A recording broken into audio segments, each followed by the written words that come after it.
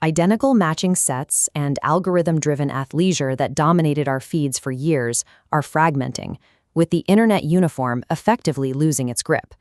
Instead of a safe middle ground, fashion in 2026 forces you to choose between highly polarized extremes. You can't safely throw on whatever is trending online anymore, because the trends themselves are moving in completely opposite directions. The defining rule for your wardrobe right now is intentionality.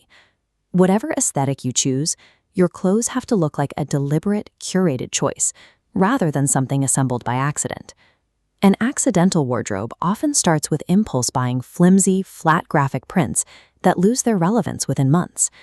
These pieces lack the structural integrity to project confidence once the microtrend passes. That disjointed closet has a real cost. You waste money on items you can only wear one way, and you suffer daily decision fatigue trying to force incompatible pieces to work together. Succeeding in 2026 requires discipline. You have to reject the urge to buy a little bit of everything, pick a specific aesthetic lane that fits your life, and direct your resources completely toward it. This infographic outlines the volume of trends hitting us right now. Looking at all 8 of these major categories at once is overwhelming. To make sense of the options, we map a basic spectrum, strict minimalism on the left and bold maximalism on the right. Then we add the second dimension. At the top, highly polished, structured looks. At the bottom, theatrical, identity-driven styling. Up in the polished zones, tailoring-heavy trends like elevated minimalism and Boho 2.0 require exact proportions. Down in the playful zones, it's about expression.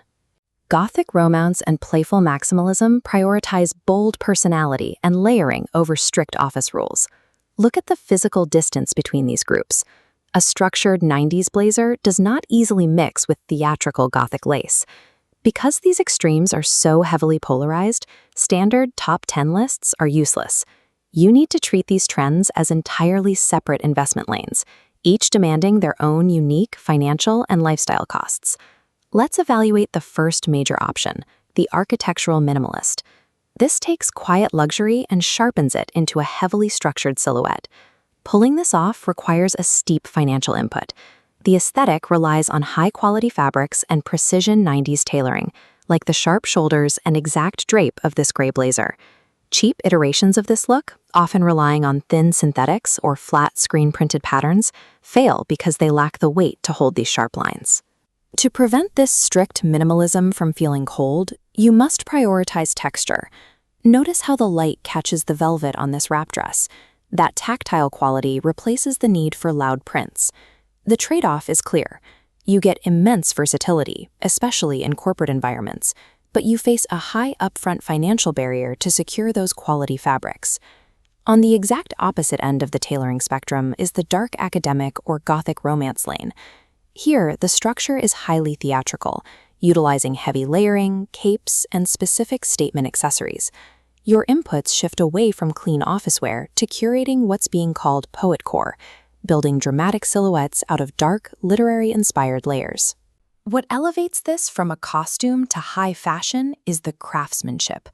You're looking for historical references and intricate handcrafted details, like the delicate white feather embroidery on this corset. This lane carries massive practical risks.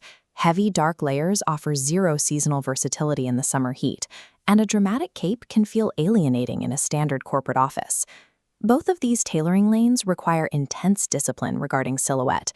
You have to decide if you want the universal appropriateness of the minimalist or the niche, romantic expression of the Gothic. Our third option is the expressive curator lane, for those combining Boho 2.0 and Playful Maximalism. Instead of a high financial barrier, this lane requires an intense commitment of time.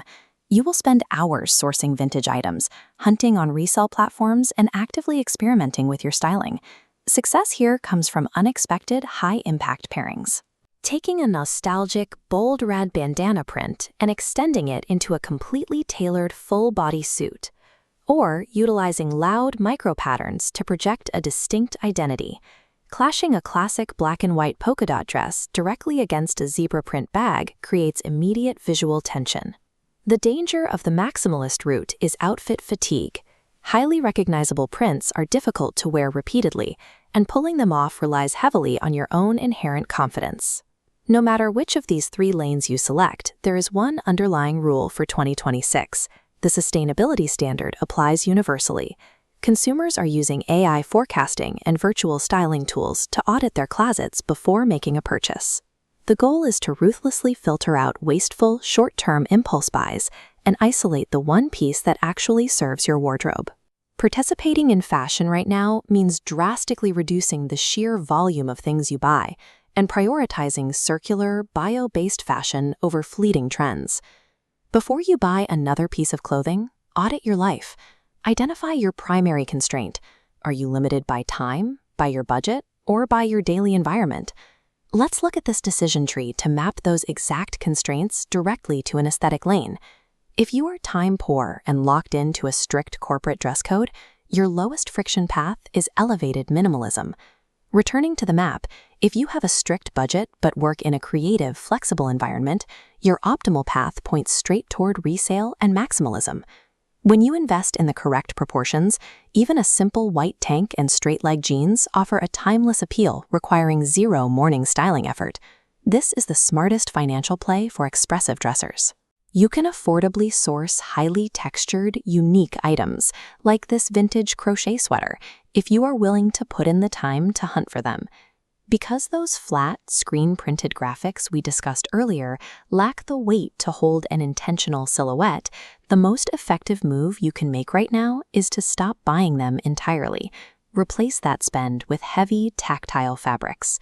Successful dressing in 2026 relies on leveraging your specific lifestyle constraints to build a personal narrative that is both intentional and sustainable.